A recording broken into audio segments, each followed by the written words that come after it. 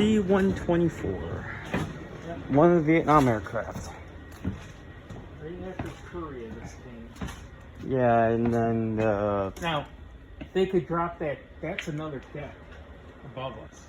oh, okay. And they could drop that down and carry more people. Okay. And then that's the engine right there. Or what would be on the outside.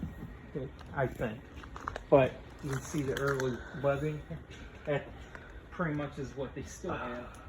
And a lot of, like the C-130. And then that would eventually lead to the pilot or the pilot's cabin, right? Yeah. And that's just closed off for purposes of museum. Well, this is in case you didn't want to use the ramp. They could drop the load right here. Oh. See the system? Oh, yeah. Lower it that way. Interesting.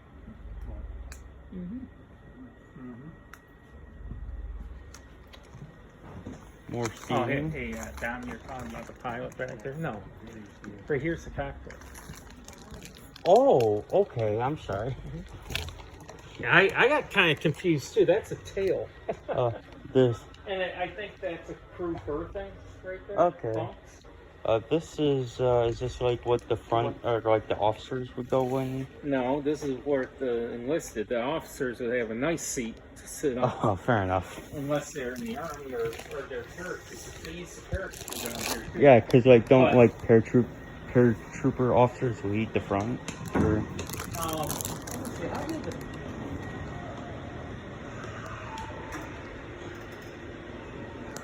I'm trying to see how they got up there. Oh, I see. Ladder to the flight deck. And then there's like I don't think so. It says on auxiliary ladder. Okay. I just saw a ladder. That would come down. Okay. That's where they get in. Turn my head around and not fall.